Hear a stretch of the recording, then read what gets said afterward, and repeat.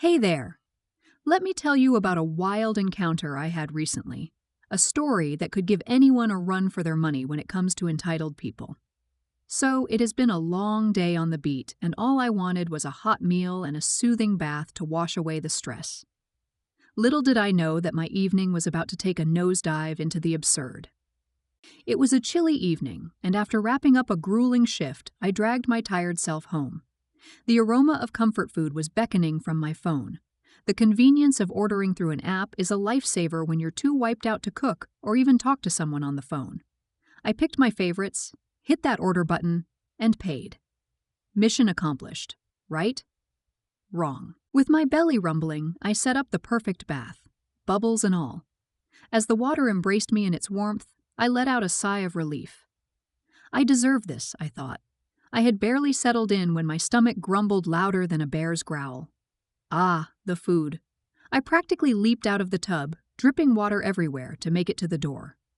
But there was no food in sight. Some restaurants won't just wait for you to answer the door. They will leave it there and hit the doorbell and leave if you've already paid for it. The minutes ticked by, and the food didn't show.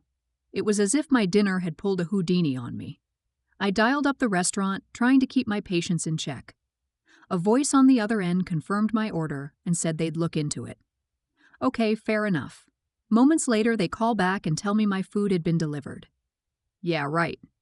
I expressed my disbelief, and the voice insisted that the delivery guy had left it right at my doorstep. They even sent me a snapshot as proof, a photo of a bag on my porch. Seriously? I was having none of that nonsense. Hold on, I said. I'll call you back.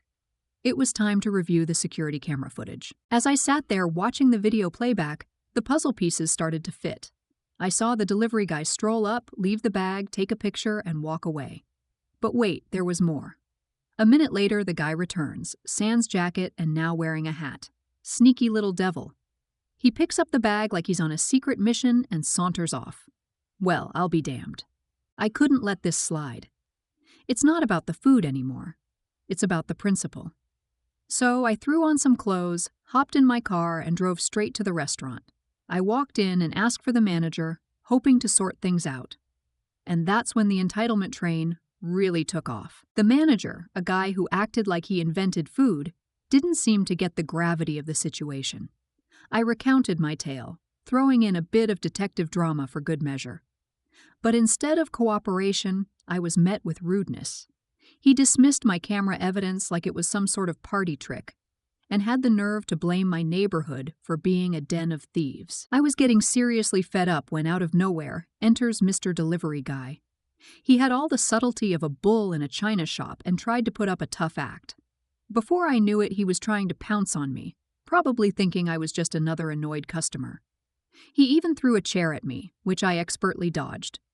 Rookie move, pal.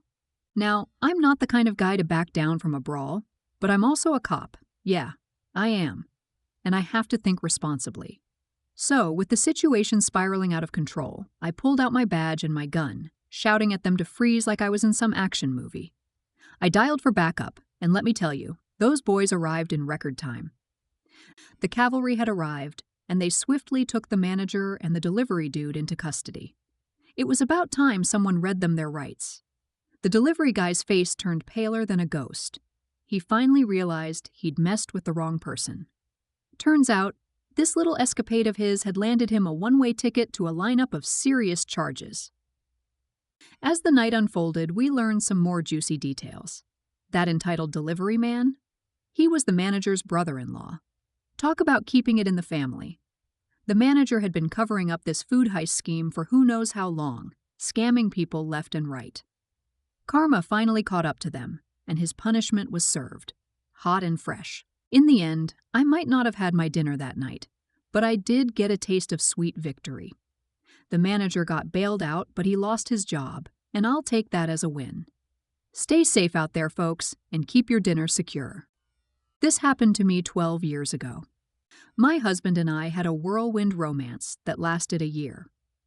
We knew we wanted to be together after only a week, but dated for a year to be absolutely sure. My family hated him. They thought that we hadn't been together long enough to get married. They didn't like that he worked as a farmhand, And when I introduced him to my extended family, my uncle even offered to bury him in the back 40 for me. Not a very pleasant thing to have happen, so we decided that we would just go to the courthouse and elope. But this wouldn't be an entitled mom story if it stopped there. I began getting pressure from my mom to have an actual wedding. So when my husband and I discussed it, we figured it would be fine as long as it was very small. We didn't have much money, and neither of our families wanted to help out all that much. We settled on having a small ceremony with just the parents and siblings in a natural setting, like a woodland or park. But no, that wouldn't work for my mom. We had to have it in the backyard because it would be easier. Fine, whatever. We picked a date for the wedding, but no, that date wouldn't suit my mom because she wanted to go to a quilt show. So again, fine, whatever. We settled again and again until a date was picked out by her for our wedding.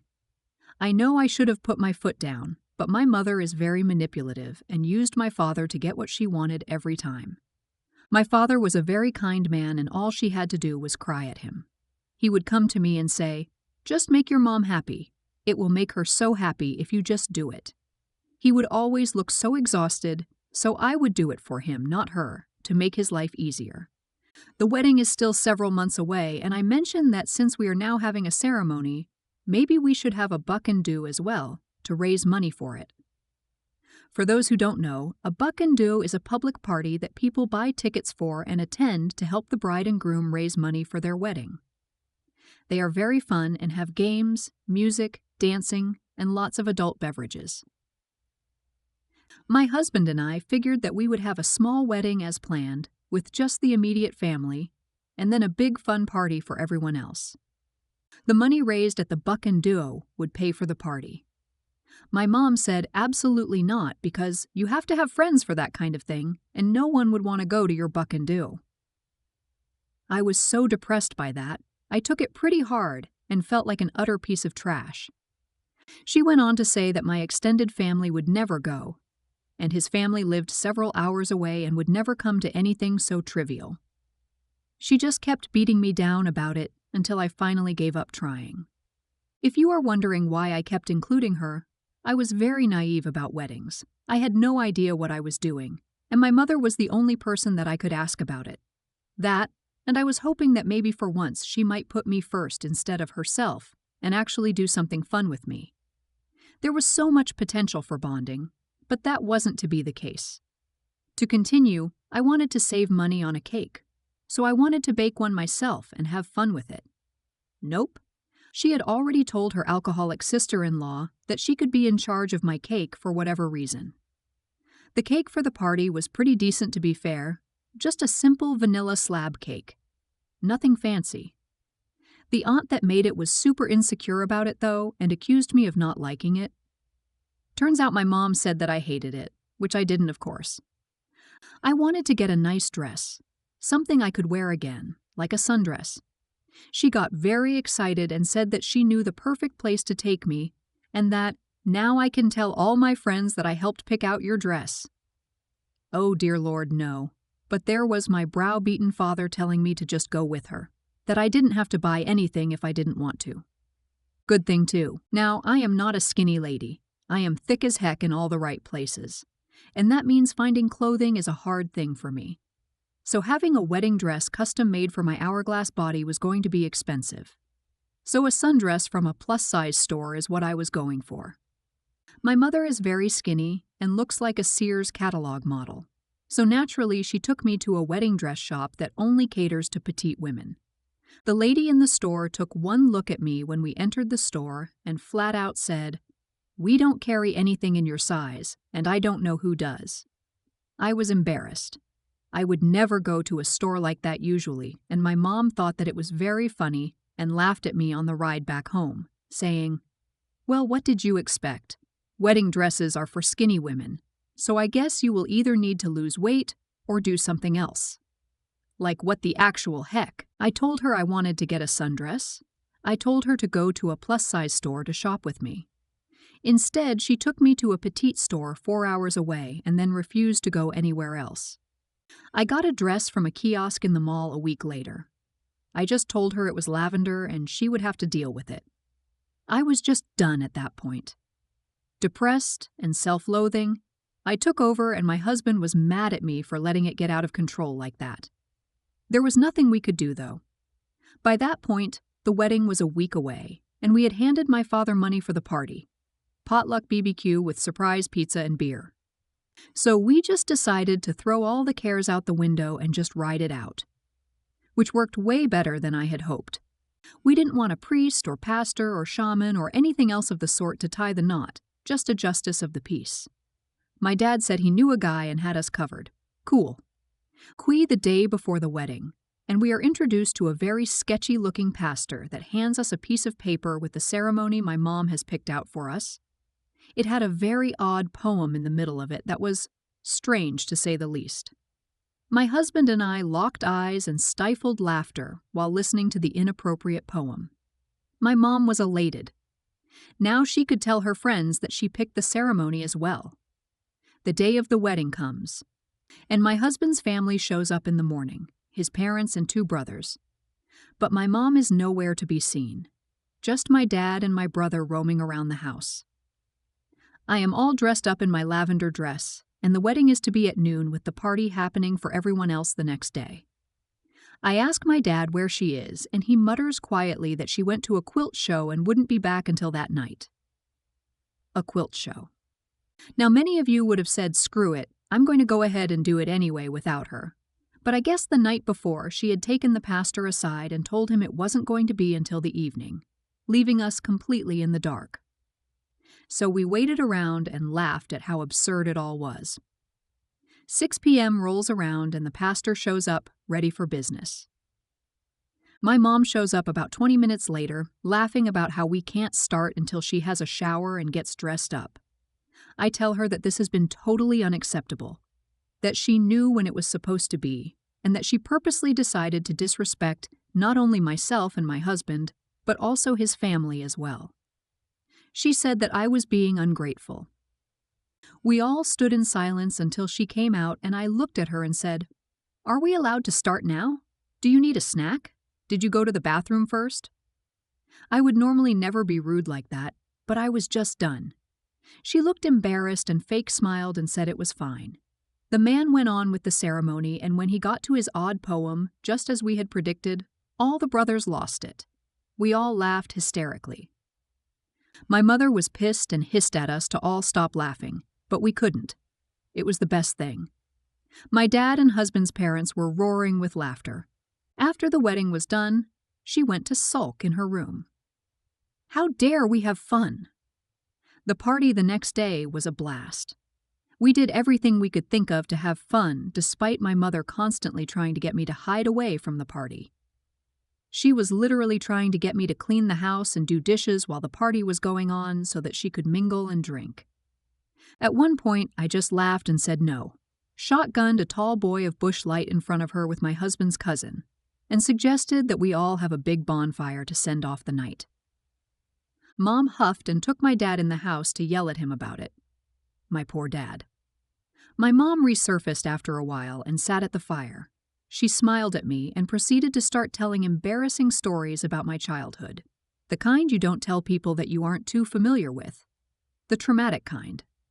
My husband and I were quite tipsy by that point and decided that since most of the family was either leaving or going to bed, we would round up the stragglers and see if they wanted to go to the local bar. Everyone was tired, so my husband and I walked to the bar, all done up in our wedding duds in true rural small-town class. We had redressed in our wedding clothes for the party because, why not? It was awesome. My mom got control of what was left of the party and we got to tell the town about our marriage. I met old school teachers, classmates, and even the former town mayor. We didn't need to pay for drinks for the rest of the night and played darts and pool with everyone there. When we got back at 3 a.m., we cleaned everything up from the party and started up the campfire again to cook breakfast. We got to hear about how cringy my mom was after we left, and how my husband's aunt told her off on her way to bed. That whole series of events led to me fully coming to the realization that my entitled mother would never change. She would always disrespect me. After 10 years of no contact soon after my wedding, we finally started talking again. This time, I set the boundaries, and there isn't a thing she can do about it. Moral of the story: do what you want for your special day. If someone doesn't like it, it's not your problem. Just because a person is family doesn't give them the right to treat you badly. It was just another ordinary day, or at least that's what I thought. I woke up early, got dressed, and headed to my favorite coffee shop, like I do every morning. I was looking forward to my morning cup of coffee and a good book. But little did I know, this day would turn out to be anything but ordinary. I have spina bifida, a condition that I've had since birth, but it's never held me back. I've always been determined to live my life on my own terms, to not let my condition define me. I have a great job, a loving family, and a wonderful group of friends who support me in every way. So, when I woke up that day, I had no idea that I was about to face an obstacle that would put my strength and determination to the test. As I wheeled myself up to the counter and waited patiently in line for my turn to order. As I waited, a woman, Karen, walked in and immediately cut in front of me, literally pushing my wheelchair out of the way without so much as a word or an apology. She literally pushed out of the line and took my place. I was taken aback by Karen's rudeness, but I decided not to let it get to me. I smiled and said politely, "Excuse me, but I was next in line." Karen turned to me and sneered, "I don't have time for this. I need my coffee now." I, who was not one to back down, decided to speak up. "You know what? I don't have time for entitled people like you. You may have pushed me out of the line, but you won't push me around." Karen, who was taken aback by my assertiveness, tried to dismiss me by saying, "Oh please, you're just a cripple in a wheelchair. Who are you to talk to me like that?"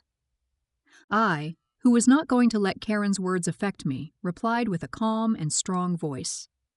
"I may have spina bifida, but that does not make me any less of a person than you are. I have worked hard to be where I am today, and I will not let someone like you take that away from me. Now, if you'll excuse me, I have a coffee to order." The commotion in the coffee shop had not gone unnoticed by the cafe manager, who rushed out to see what was going on.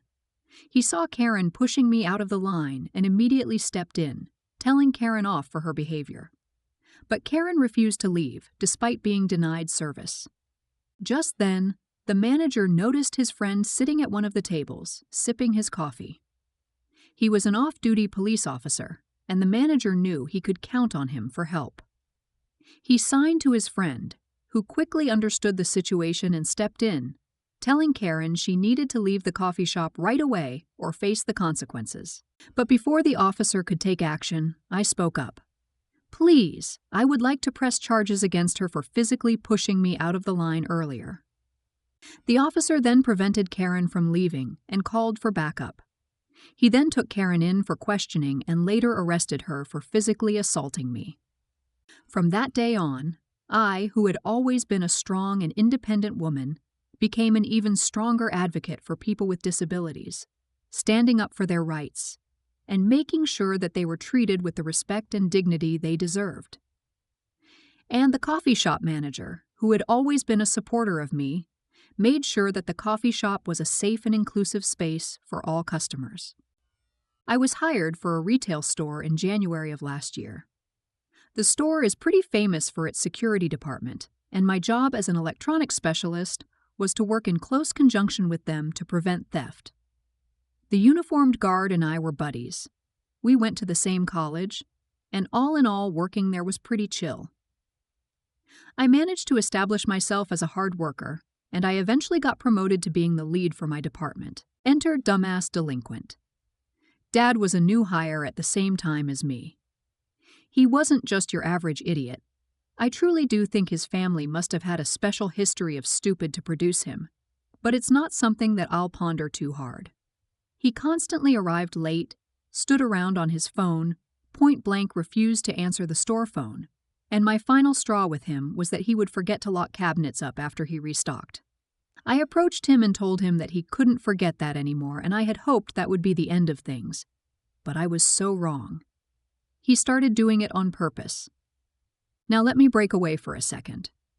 Part of why I worked so closely with the security team when I started was because whoever had designed our store was a crackhead. At least 3 of the aisles in my department were blocked from security cams, and a couple display cases didn't actually lock right if you weren't careful. We submitted request after request, but our store was due for a remodel in 3 months, and corporate was kind of hoping the problem wouldn't be too severe. It was. I needed someone at the desk at all times to make sure customers were satisfied, but I also needed someone roaming those aisles due to lack of cam footage. It just so happened that Daddy was more than happy to fill in. About a week after Dad and I's coaching session about remembering how to close a door and lock it, our security team reported we had some iPads missing from our stockroom. It was a big deal, about $1,200 worth. But the cameras in the back caught nothing, and I counted the ones on the floor. We were square. My security friend asked me to keep an eye on that aisle in particular. It was one with no camera. And I promised to help him out. 2 days later, another 3 were gone, and a PS4. Our head of security flipped his lid. He pulled me aside and basically laid into me. My job as a lead was to be responsible for my department, which made me responsible for $3,400 worth of missing items. I told him that I was watching the department with Dad like a hawk, and that he had to pick between that and putting someone as a monitor for our stockroom. His response: if Dad could watch for thieves better than I could, maybe he should be the department lead. I was astounded and angry to say the least, but with $3,400 of theft on my record and nothing on his, Daddy became the lead. It was obvious that he had no idea what he was doing. I basically ran the department by reminding him to sign off on vacation pay, days off, scheduling errors, and direct my coworkers while he still sat on his phone. But he was the golden employee who hadn't let someone steal 4 iPads, so my complaints went nowhere. About a week or so after the iPad event and my demotion, I walked down an aisle and noticed something strange. A display case was firmly closed, but the lock was undone. I knew Dad was up to his nonsense again, but he was my manager now, so I just sucked it up and locked it. I went down the next aisle and stopped cold. 3 more cases had the exact same problem. I locked them up and finished my shift without mentioning it to Dad. I had some petty revenge in mind. My thought process: if I could record Dad leaving something unlocked, I could get my job title back and pin the theft of the iPads on his irresponsible shoulders. At the time, I thought it was an excellent plan, but dear reader, I wasn't thinking big enough. My next shift, I set up my phone at the very end of the aisle, hidden in between 2 display TVs. It blended in nicely, and I let it record for about an hour before I checked the footage and deleted it if there was nothing. Storage was an issue. I caught Dee walking down the aisle restocking things, and then shutting the cabinet but not locking it. Voila! I had him by the balls now. Something prompted me to keep watching the video. What came next made my day and week. Daddy had a friend who stopped by regularly. The two basically spent the better part of his shift talking. However, any time a manager stopped by, it always looked like Dad was helping a friendly customer. It pissed me off, but I had my hands tied until I watched the video. Dad's friend walked down the aisle about 4 to 5 minutes later and slid open the door and took out whatever he pleased. That particular day, he nabbed a laptop and an iPod Touch. The two were careful enough to not take too much at once and not hit every display. About 30 minutes later, Dad would come to restock the cabinet with whatever his buddy had stolen and lock it up, making it seem like someone was stealing from our stockroom, since the floor counts were right. I had obviously stumbled into their plan before and messed it up without realizing. I brought my phone down to security and showed them the video of Dad leaving the locks undone and then his friend window shoplifting. We hatched a plan. My security buddy called Dad down to the camera room and told him that we had found the iPad thief. Dad looked kind of pale, but to his credit smiled and asked who had caught him. I told him it was me, and that we were going to go upstairs and apprehend him now, but that I felt like he should be there since he was the department lead. Dady turned a tad green and led the way upstairs.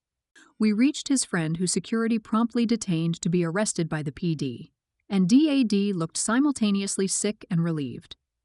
I clapped him on the back and told him how excited I was that the thief was caught and my conscience could rest easy. Then security arrested him for aiding and abetting. The pro-revenge. Dad and Co. had sold the iPads and PS4 online to some idiot kids on Craigslist. Because we couldn't recover them, we took the lost sales out of his last wages and bank account, which incidentally ended up being almost exactly how much he made since he started. Keep in mind he got a pay bump from my job title. In addition, I got a nice little bonus to the tune of $3,400 for catching them, as well as my job as lead back. And because the idiot was tried for grand larceny, he went all the way to the state courthouse, where I was waiting for him, filming his entrance to the courthouse with a nice, new, shiny iPad. Well, good morning, afternoon/evening. I'm a writer and photographer, where I like to visit abandoned places and urban life. I own TikTok and YT, where I post about my travels, and I'm a marijuana user. I feel that marijuana makes me more creative, and so I tend to eventually use it to write, study about my current field, study for college, I'm trying to be a doctor, and to photograph places from a different perspective. In this case, I only go to the ones I've visited before. But I understand that some people may not like marijuana because of prejudice or for another reason. One of the neighbors doesn't care and smokes too. Another doesn't care. But the upstairs neighbor, precisely where I smoke from the joint out the window so as not to disturb others in the hallway, said he wouldn't like me to use marijuana at home. Again, through the conversation, I tried to understand the situation. He has nothing against those who use it, and he found my responsibility to notify the neighbors about my habits admirable. But he has serious problems with allergies to smells, being that his house has hospital smell as they only use neutral disinfectants, and that marijuana sometimes triggers it. So I started to only smoke bong at home, which smells less, when he's not home. I watch his car leave, and then I keep a good relationship with the neighborhood. So after this introduction, I can get to Karen. On the day in question, my neighbor was home and I didn't have my bong. My cat broke it, and I was researching places to visit and studying photography. So to smoke a joint, I went down from the building and went to a public square next to my house. I sat down, took my notebook, and lit a small joint. When I noticed out of the corner of my eyes an angry Karen coming towards me, she said to me, "What is that, you bum?" I replied, "I'm smoking. Are you flustered with that?" She answered, "Of course, can't you see that you're poisoning the air of the entire square?" This square is 1 hectare, and I was just in a very wooded place with no one around. So I said, "I'm sorry. I'm going to put it out, and I'm going to look for a better place to smoke." "What's your problem with weed, though?" She answered, "My problem is you guys who let people wander around." I realized that she was going to start a prejudiced conversation that I honestly wasn't in the mood to refute. So I got up from the bench and walked away. She shouted, "What are you doing?" I replied, "Since I was disturbing you, I will smoke somewhere else." She comes up to me and takes the already extinguished joint from my hand and says, "No, now you're going to wait for the police. I already called." I had nothing else with me. I left with just the cigarette I was going to use. So I took the most unexpected step and sat down on the bench. She asked, "Did you decide to wait?" "Yeah." Karen furrowed her face as if she sensed some nonsense was going to happen. After all, the other guys she freaks out must leave without paying to see. Then, still cursing me, she called the police, which is surprising since she said she already called them. Then a few minutes later, a policeman arrived. He looked at Karen cursing me and already made a face of disappointment. I had already experienced problems with the police before, and I knew that it was enough to say that I am a user, give a justification for smoking on the street, and report the small amount that the maximum they would ask was for me to sign a term stating that I knew that he was on drugs and that this is illegal, but for non-prison users. And to avoid getting a record, they recommend a voluntary donation of a basic food basket, which I already did, considering that I helped myself without having a dirty name. I help the policeman who did his job to stop me, and I help a family that is hungry. Then the policeman arrives and says, "What is happening now, Karen?" Then I realized that he probably already knew her. She answered, "This pot is marginalizing this square where I want to pass." He asks me, "Do you have marijuana?" I answered, "No," which was true since my only joint had been captured by Karen. Then she says, "And this one?" showing the joint in her. So I answer, "It's with you, so it's probably yours." The policeman chuckles and says, "Karen, I didn't know you smoked. We'll need to arrest you for that." Karen is in shock and says, "No, but it's his, I swear." The policeman says, "Lucky for you, this amount is not a crime in Brazil." Karen is relieved that she doesn't know the basics of her own country's laws and hands over the joint and leaves. After talking to the policeman, I explained my situation and that it wasn't an affront to go smoking in the square. I just wanted to respect my neighbor's allergy. He understood my point, and we discussed the legalization where he was in favor, but without speaking because he was on duty, and he only ordered me to avoid smoking in the street because this is theoretically a crime. And if he observed it, he would be obliged by law to intervene. He too explained that Karen keeps calling the police for absolutely everything, from skateboarders riding the rink or teenagers wanting to ride a swing. Everything for her is a criminal offense, and so my excuse of the marijuana being hers would probably reduce the calls they are forced to answer. But knowing it was a nonsense. Eventually I pass by this policeman, and until I say hello, he always asks, "You don't have anything, do you?" And I always say no. In the end, as I said, she wouldn't be arrested, but the panic she felt was pretty funny. I know that what I do is illegal, but I always try to do it in a way that guarantees my individual freedom without disturbing anyone's life. Edit 1. Thanks to everyone who gave me any tips. I really appreciate it. 2. I understand the buzz about wanting to be a doctor, and I have some facts about it. I try to be as respectable as possible. I know I can't get stoned to study medicine and/or when I go to work professionally as a photographer. It is not feasible to use any substance when working on something that affects the lives of others, whether opening a person or taking pictures of an apartment to be sold.